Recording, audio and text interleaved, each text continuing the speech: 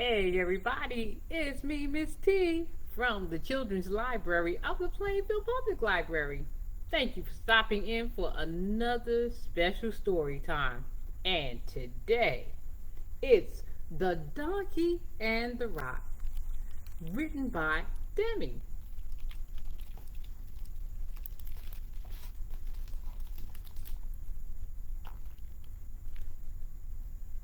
A long time ago, in the land of Tibet, with mountains so high they seemed to touch the sky, there was a king who was as honored and just a man. From the tallest mountains to the deepest valleys, he was known for his fair judgment.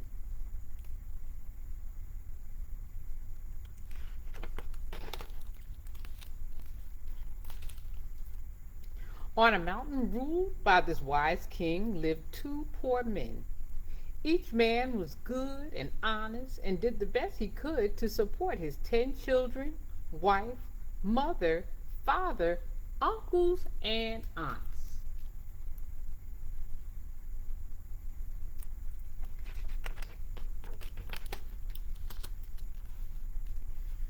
One day, one of the men started walking to a village with his 10 children playing and dancing along the way.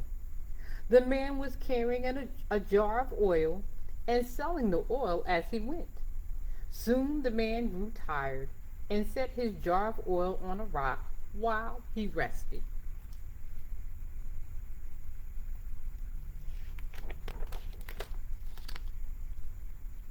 As he lay there, his neighbor came down the mountain with his 10 children, playing and dancing along the way, driving his donkey in front of him.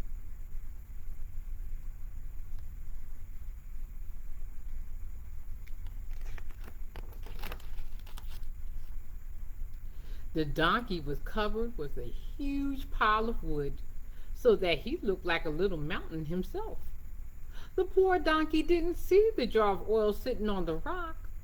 As he went past the jar, he knocked it off, breaking it into a million pieces and splashing oil all over the place.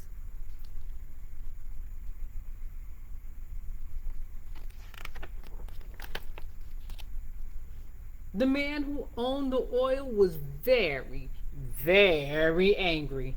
He blamed the donkey's owner. The donkey's owner said he wasn't the one who should be blamed. The donkey should be blamed. The man with the oil said it was all he had in the world to sell for food for his 10 children and his wife and his mother and father and his uncles and aunts. It wasn't his fault the jar was broken.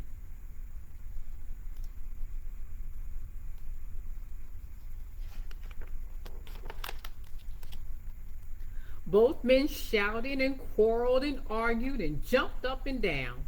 Their 10 children shouted and quarreled and argued and jumped up and down. Finally, since no one could agree, the men decided to go to the king for help. The king questioned them carefully about the matter and decided that neither man was to blame. They were both good and honest men who took great care of their 10 children, wives, mothers, fathers, uncles, and aunts. Since neither was to blame, the fault must lie with either the donkey or the rock.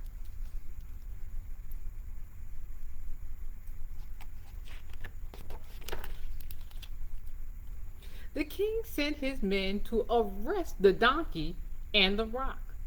The poor little donkey was locked up with chains around his neck. The king's men captured the rock and wrapped chains around it too.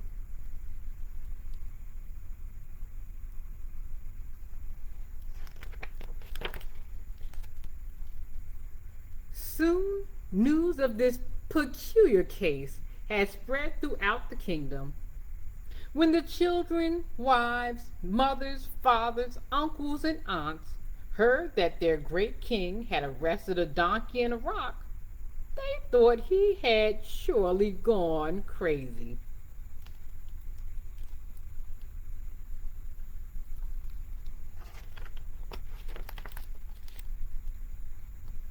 The king announced that the case would be tried the next morning. A great procession was held with flags and banners, trumpets and cymbals.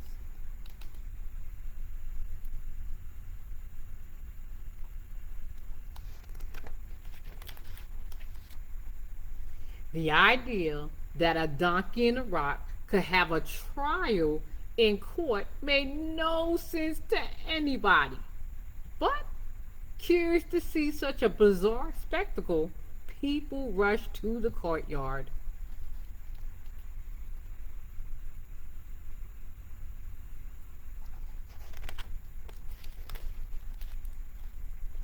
The king arrived and took his seat. Then he instructed his guards to shut and lock all the gates. Finally, the trial was about to begin.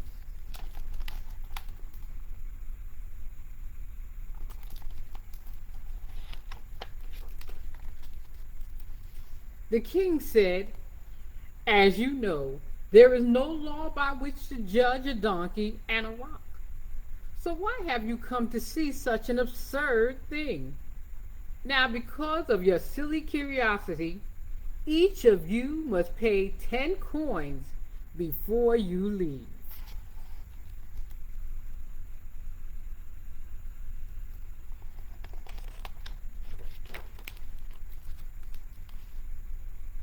The people, looking very ashamed of themselves, but glad to be freed, handed over their money and slipped through the gates. After the last coin had been collected, the king gave all the money to the man who had lost his oil. The donkey was freed, the rock was returned, and the court was closed. Both men went home happy.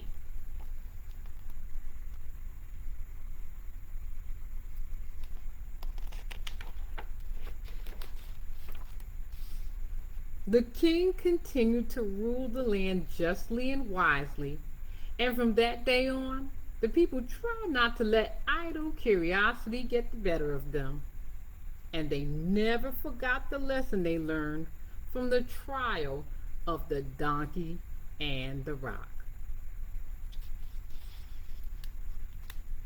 And when we get to the last page of any story, we say the end.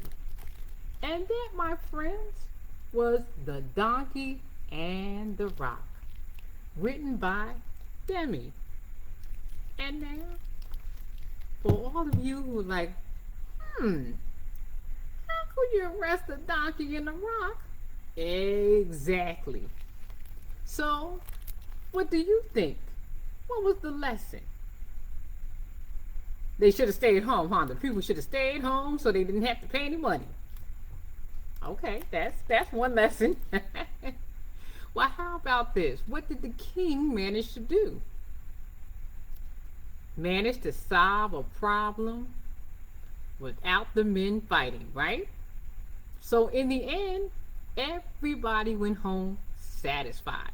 So the man who lost the oil went home with some money in his pocket so that he can help all of his family, his children, his wife, his uncles, his aunts, his grandparents, everybody, right? And the man whose donkey knocked down the oil went home happy because he didn't have to pay out of his pocket, right? Because he felt like he wasn't at fault. It was the donkey who was at fault.